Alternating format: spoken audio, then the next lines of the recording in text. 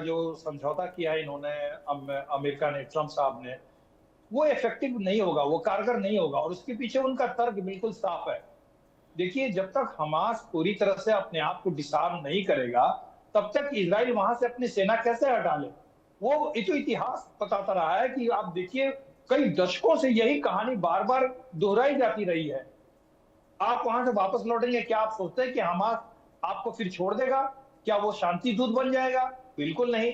वो एक terrorist organisation है, और जब तक उसके हाथ में आर्म्स है, जब तक उसके पास उसकी जमीन है, वो आपसे लड़ता रहेगा जब तक वो मर नहीं जाएगा। ये रिलीजियस फैनेटिक लोग होते हैं, और इजराइल इस बात को काफी अच्छी तरह जान चुका है, क्योंकि उसने भुगता है भविष्य पास्ट में, बीते दिनों में उसने काफी काफी भुगता है। तो ऐसे में इजराइल का ये कहना था अमेरिका को बिल्कुल साफ साफ कि अगर हमास पूरी तरह से अपने आप को डिसआर्म कर दे, सरेंडर करे आर्म्स, और फिलिस्तीनी वहां लोग अपना जो है, पैलेस्टाइन लोग अपना स्वायत्त शासन वहां शुरू करें, तब हम वहां से अपनी सेना विड्रॉ करने की बात सोच सकते हैं।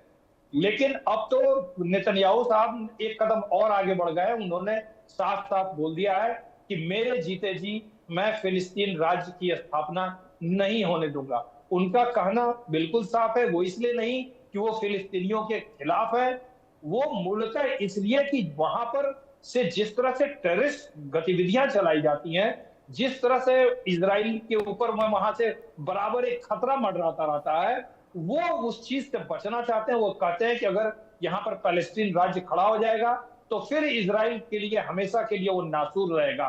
और ये मानना, हालांकि थोड़ा ये एक्सट्रीम व्यू दिया है नेतन्याहू साहब ने, लेकिन उसके पीछे कारण यही है अमित जी। जी हाँ। आलोक जी, एक बात और भी है, जैसे पाकिस्तान की फितरत है, बात करता है, करता कुछ है, धोखेबाजी में नंबर 1 है। यही कमोबेश हालत उन प्रॉक्सीज़ की भी है, चाहे हूती हों, हिजबुल्ला हों, ये सब पाकिस्तान के कैरेक्टरिस्टिक्स को बिल्कुल मेल खाते हैं। ये कहते हैं हम शांति के लिए जा रहे हैं, अगले दिन आपके लोगों को पकड़ कर मार देंगे। ये कहते हैं हम शांति करने जा रहे हैं, अगले दिन आप पर धावा बोल देंगे। तो इजराइल तो भुक्तभोगी है ना सर। इजराइल ने तो इतने सालों में इतने जख्म झेले, इसलिए वो किसी पे विश्वास नहीं करता। अमेरिका लाख वादे कर ले कि वो ईरान को समझा देगा, हूती, हिजबुल्ला और ये जो आतंकवादी हैं, चाहे वेस्ट बैंक का इलाका देख लीजिए सर, चाहे आप इजराइल का नॉर्दर्न इजराइल देख लीजिए, नियोतवेव देख लीजिए, ओफाखिम देख लीजिए, इन इलाकों में इतने हमले हुए हैं कि इजराइल ने सबक ले लिया कि भाई हमें अपनी सुरक्षा खुद करनी है। वहाँ के नागरिक इतने ज़्यादा अपफ्रंट हैं सर, 18 साल के बाद हर आदमी के पास आर्म्स एम्युनिशन के लाइसेंस होते हैं। वो कहते हैं हमें अपने देश की रक्षा खुद करनी है, हमको सेना और पुलिस पे डिपेंड नहीं रहना है। तो इतनी चोट खाई है इजराइल ने, वो कभी भी इस पीस टॉक, पीस प्रॉस्पेरिटी का कभी हिस्सा ही नहीं बनेगा इजराइल। तो ये अमित जी देखिए, जिस तरह के क्षेत्र में इजराइल है और जितना सकरा रास्ता है उसके पास, उसका भौगोलिक क्षेत्र देखिए, वो कितने तरह खतरों से जुड़ा हुआ है। उसके ऊपर इस तरह से आक्रमण होते रहे हैं, कितने बड़े बड़े देशों ने मिलकर उसके ऊपर आक्रमण किया है। और अब जब वो सफल नहीं हो पा रहे हैं, तो इन्होंने प्रॉक्सी ऑर्गेनाइजेशन खड़े कर दिए वहां पे। और ये प्रॉक्सी ऑर्गेनाइजेशन का क्या रूप है?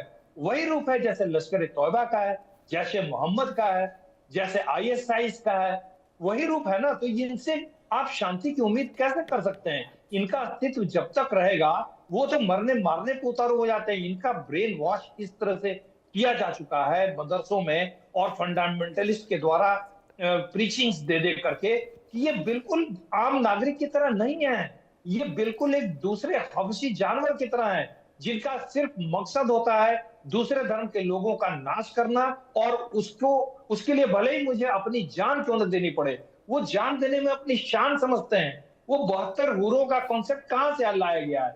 इसीलिए लाया गया है कि इनको ये बताया गया कि तुम अगर दूसरे की जान ले लो, नॉन इस्लामिक लोगों को, तो तुमको जन्नत मिलेगी। इस तरह की बातें अगर आप बचपन से किसी के दिमाग में बैठा देंगे, और इतना इतना रेडिकलाइज्ड माइंड के साथ वाले लोगों को आप मिला करके एक प्रॉक्सी आर्मी खड़ी करेंगे, तो उससे आप शांति की अपेक्षा बिल्कुल नहीं कर सकते ठीक है हैं। आलोक और जी। यही हो रहा है वहां पे।